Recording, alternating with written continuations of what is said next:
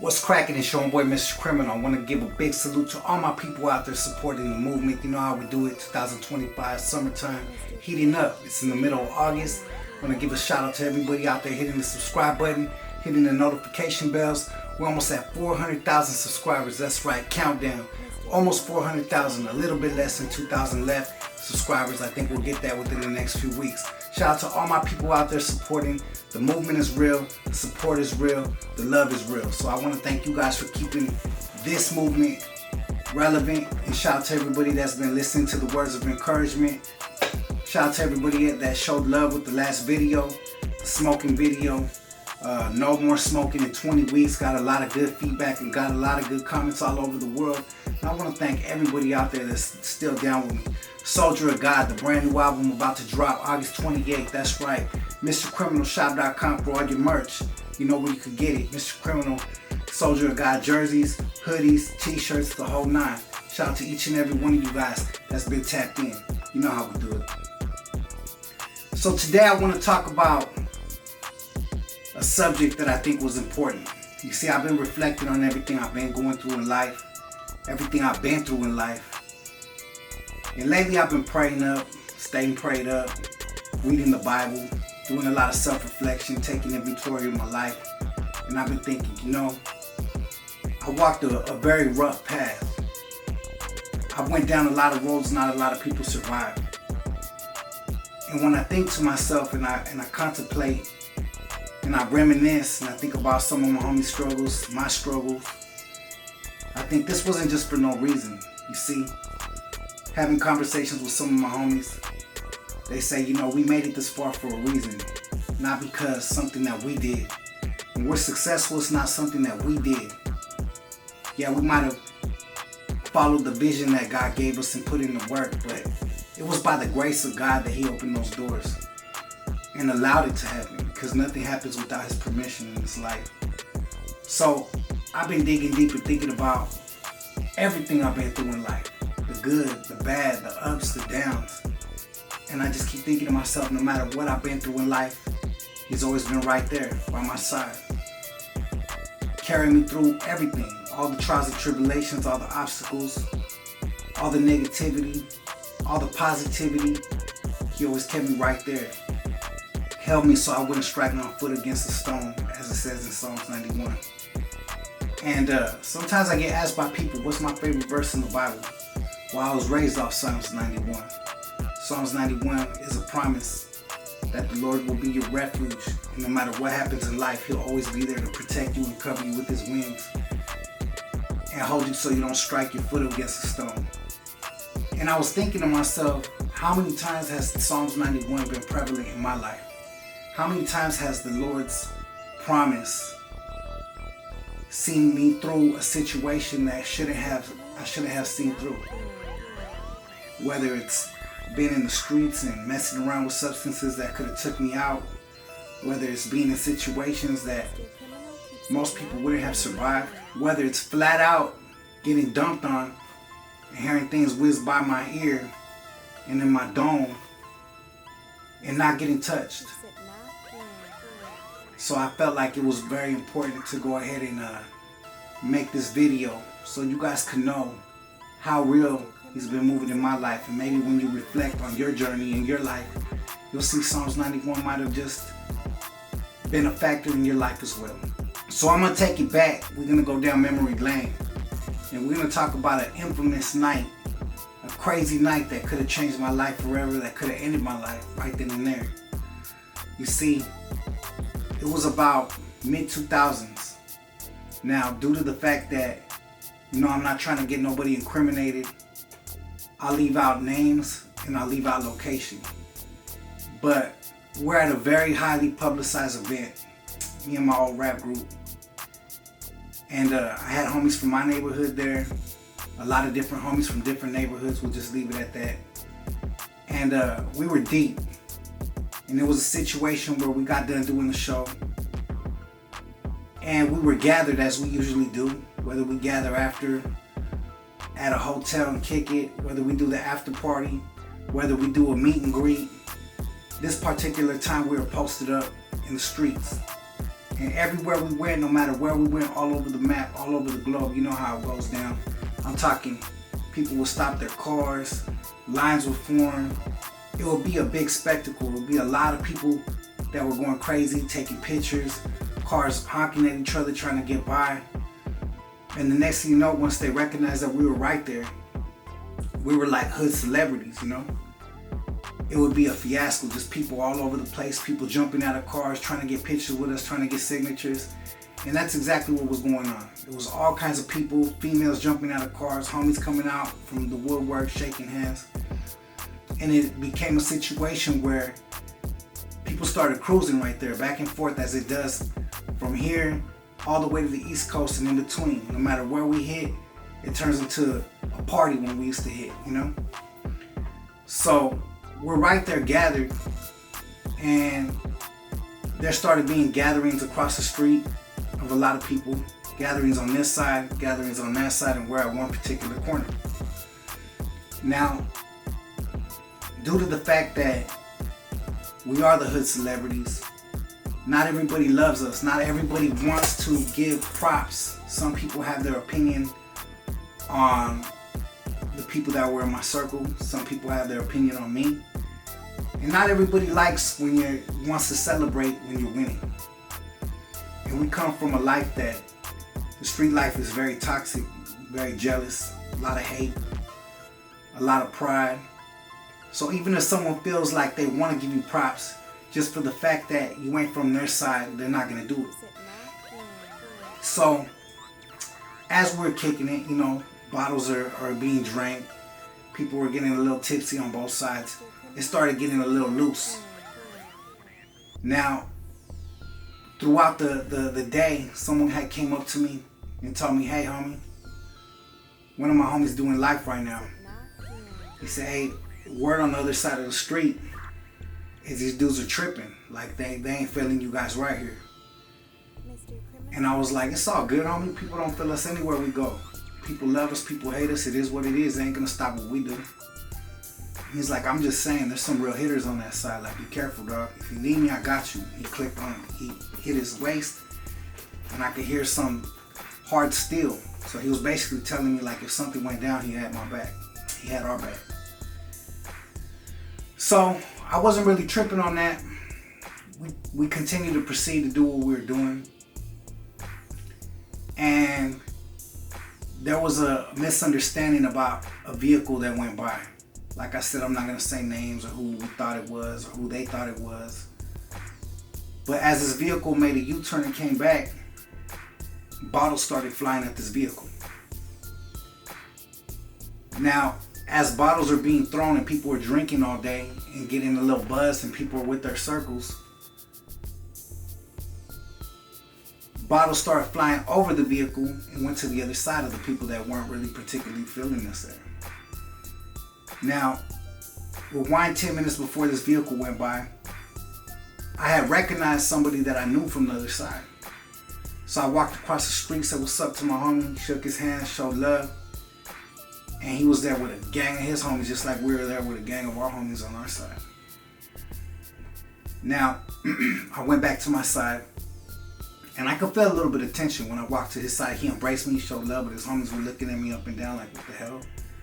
Now, mind you, I had my old record label on my chest, big, and I had a big Dodger LA logo on my back. I'm talking like from the neck all the way to the waist, huge. And back then we used to wear like size 4X, 5X.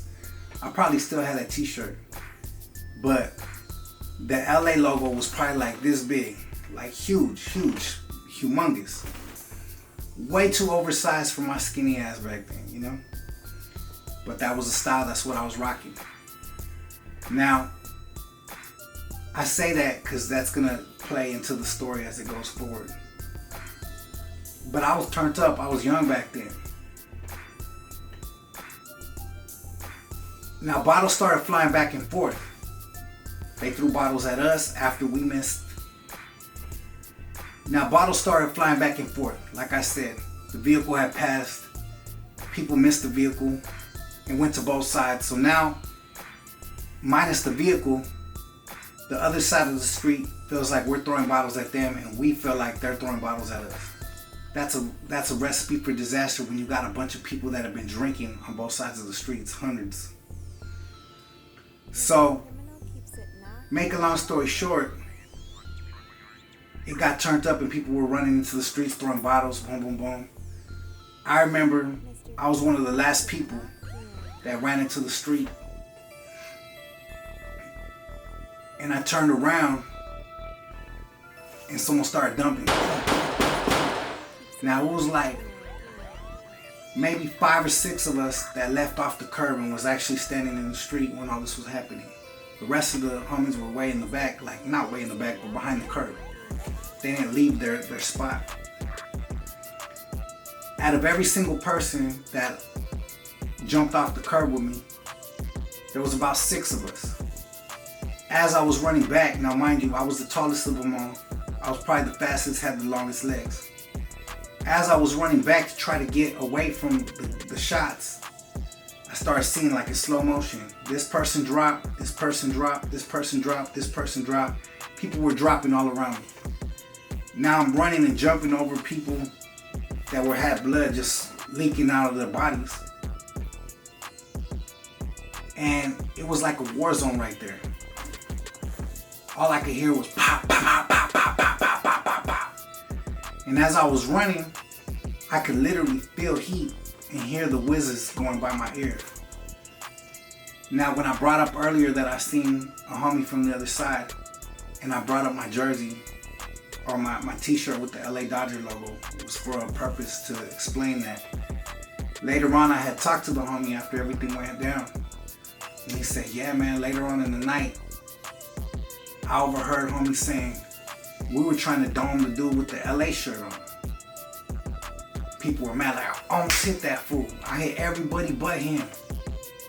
I was trying to knock that fool's dome off. Like, legitimately. So, I was blessed that day to not get hit. Different people got taken to the hospital. I'm talking arms, shoulders, chest, stomachs, all lit up. And by the grace of God, nobody passed away that day, to my knowledge. But a lot of victims were hit that day. Lives were changed forever.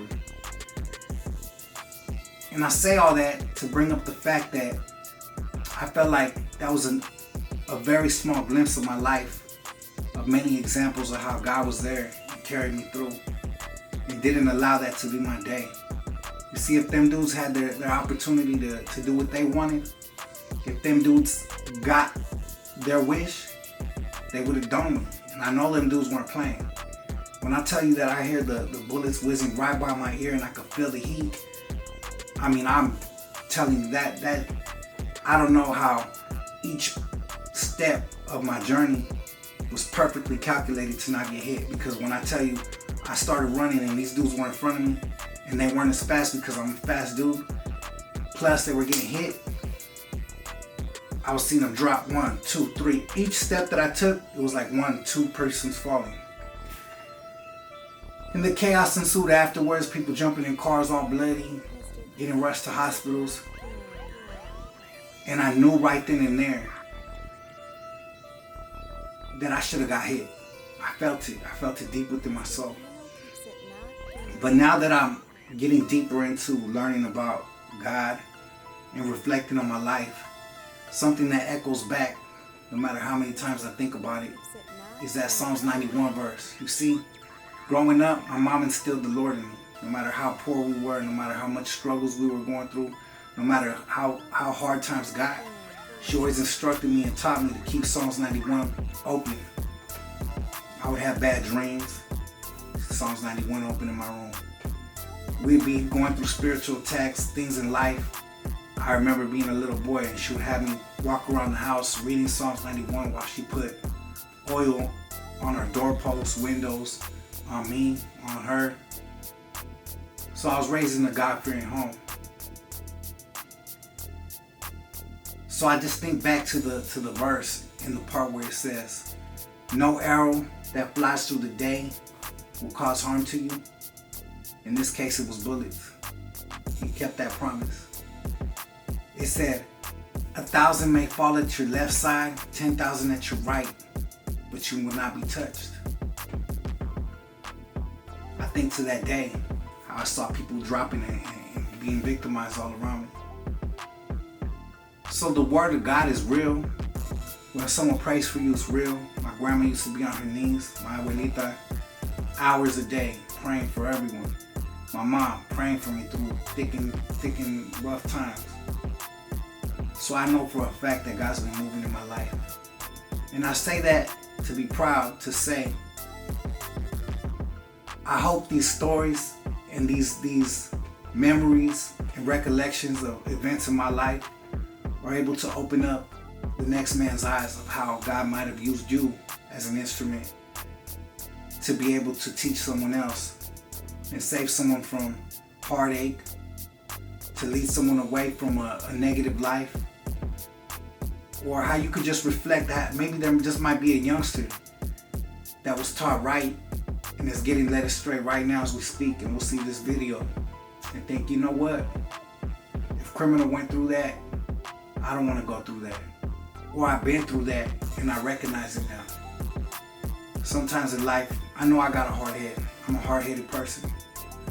Sometimes you gotta bump your head a gang of times against the wall until you finally realize it. And like I said, this is just one of many situations in my life where I know God was working in my life. And I say that to say this. I know I have bigger plans in the future. I know I've overcome things that could have stopped me from doing what I do a long time ago. 23, 24 years in the game, trust me when I say, lots of dangerous situations, lots of situations that could have ended it all a long time ago, even before I got in the rap game. So I thank God that I'm still here. I thank God I still have a voice. I thank God that I'm able to recognize these blessings and the situations at hand so I could help lead the journey forward and keep pushing forward and just be a small piece of the pie that someone could recognize like, damn, God is real. With that being said, much love and respect to everybody out there, man.